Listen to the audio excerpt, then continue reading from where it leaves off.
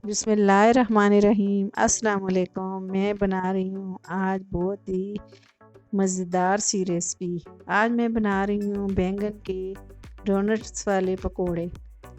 वैसे तो हम पकोड़े बहुत ही बनाते हैं मतलब तरीक़ों से, लेकिन आज मैं आपको बैंगन के पकोड़े एक यूनिक तरीके से आपके साथ बनाना शेयर कर रही हूँ, जो खाने में तो अच्छे लगते ही हैं, लेकिन वो देखने में भी खूबसूरत लगते हैं। तो चलें हम इसे बनाना स्टार्ट करते हैं। हमने एक बोल लिया है और इसमें हमने 1 कप बेसन लिया है और 2 टीस्पून इसमें कॉर्नफ्लावर लिया है और 1 टीस्पून मोटी कुटी लाल मिर्च ली है। 1 टीस्पून इसमें हमने सूखा धनिया लिया है और 1 टीस्पून ही हमने लाल मिर्च ली है और आधा टीस्पून इसमें हमने हल्दी ली है और आधा टीस्पून इसमें हमने ज़ीरा लिया है और आधा टीस्पून इसमें अजवाइन ली है।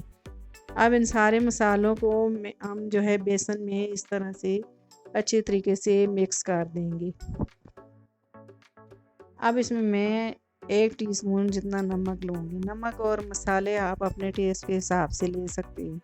अब इन सारी चीज़ों को मिक्स करके अब इसमें मैं थोड़ा थोड़ा पानी डाल के तो इसे मैं मिक्स कर दूँगी। एकदम से पानी नहीं डालूँगी, बस इसे मैं थोड़ा थोड़ा पानी डाल के इसका घोल बना लूँगी। इसमें मैंने 1 कप पानी लिया है तो तकरीबन 1 कप बेसन लिया है, तो इसमें 1 कप ही पानी हमारा लगेगा। तो मैं थोड़ा थोड़ा पानी डाल के इसको पतला घोल बनाऊंगी। तो ये देखें जी, इसमें तकरीबन 1 कप पानी इसमें लग गया है। तो इसको अच्छे तरीके से मैं फेंटूंगी ताकि ये फ्लफ़ी सा बन जाए। तो अब इसमें मैं 2 खाने के चम्मच ऑयल डाल दूँगी। अब इसमें मैं 1 टीस्पून लहसुन का पेस्ट डालूँगी। हम लहसुन का पेस्ट डालते हैं तो इसमें बहुत ही अच्छा पकोड़ों में टेस्ट अच्छा आता है और ऑयल इसलिए हम लोग डालते हैं कि हमारे पकोड़े क्रिस्पी बने। अब बैटर को हमने इसको बेसन को घोल बना के तो इसे हमने रख दिया है रेस्ट पे। अब हमने बैंगन लिया और बैंगन को हम इस तरह से छील लेंगे, इसका छिलका उतार लेंगे। तो ये देखें जी, बैंगन को मैं इस तरह से इसका छिलका उतार लूँगी। अब मैंने बैंगन के छिलके उतार लिए हैं। अब इन्हें मैं इतने साइज़ में काट लूँगी। तो ये देखें, मैंने इतना तकरीबन इसका साइज़ में इस तरह से काटने हैं। तो ये बैंगन मैंने दोनों काट लिए हैं। अब मैंने ये नोज़ल ली है जो इससे हम केक की डेकोरेशन करते हैं, तो उससे हम इस तरह से बीच में से इसे दबा के और इसका ये देखें डोनट्स बना लेंगे। तो ये जो बीच में से जो निकलेगा तो हम इसे पकोड़ों में यूज़ कर लेंगे, इसे हम ज़ाया नहीं करेंगे। तो ये देखें जी, ये सारे इस तरह से मैं डोनट्स की शेप में इनको बीच में से इनका बीच में सा उतार लूँगी। अब इसमें मैं मसाले लगाऊंगी। तो मसालों में मैंने सूखा धनिया लिया है, थोड़ी सी लाल मिर्च ली है मैंने और ऊपर से इस तरह से हम डाल देंगे। अब इसमें मैंने ज़ीरा लिया है और थोड़ी सी हमने हल्दी ली है इसमें। अब इसमें मैं नमक इस तरह से डाल दूँगी।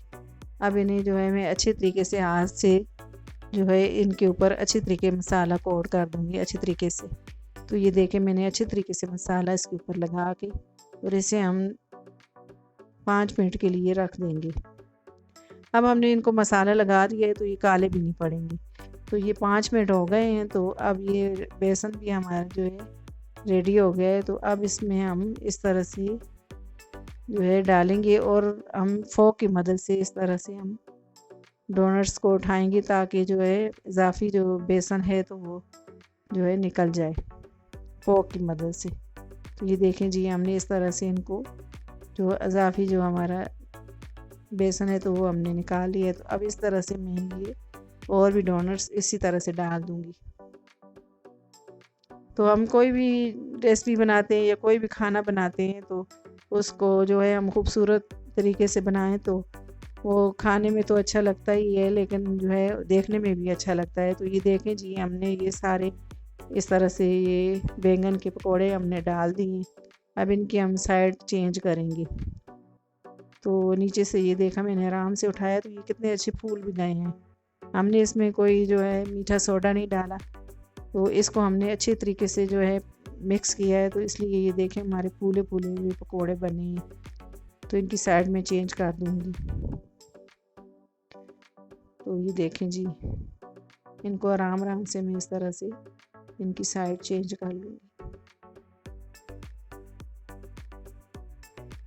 तो ये देखें जी, इनको मैं इस तरह से इनकी साइड चेंज करते हुए इनको फ्राई कर लूँगी। तो ये देखें कितने मज़ेदार से हमारे पकोड़े जो हैं वो फ्राई हो रहे हैं। तो इनका कलर भी बहुत ही अच्छा है पकोड़ों का, और इनको हम क्रिस्पी क्रिस्पी हल्की हल्की आंच भी क्रिस्पी क्रिस्पी जो है इनको फ्राई करेंगे। तो ये देखें जी, ये फ्राई हो गए। अब हम इन्हें इसे छन्नी में निकाल लेंगे।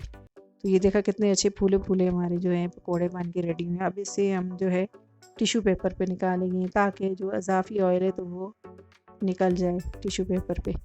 तो ये देखें जी, कितने अच्छे फूल गए हैं ये पकोड़े। तो इसी तरह से मैंने जो है ये सारे फ्राई कर लिए हैं। तो ये देखें जी, मैंने इन्हें चटनी के साथ जो है पुदीने और धनिया की चटनी के साथ सर्व किया है। तो रमज़ान में ये आप बनाएं तो इंशाल्लाह ये आपको मेरी बहुत ही रेसिपी जो है पसंद आएगी। अगर आपको मेरी रेसिपी पसंद आए तो मेरी वीडियो को लाइक करें, मेरी वीडियो को शेयर करें और मेरे चैनल को सब्सक्राइब करें, और घंटी के बटन को लाजमी दबाएं ताकि मेरी हर आने वाली वीडियो आपको बर वक्त मिले। अल्लाह हाफिज़।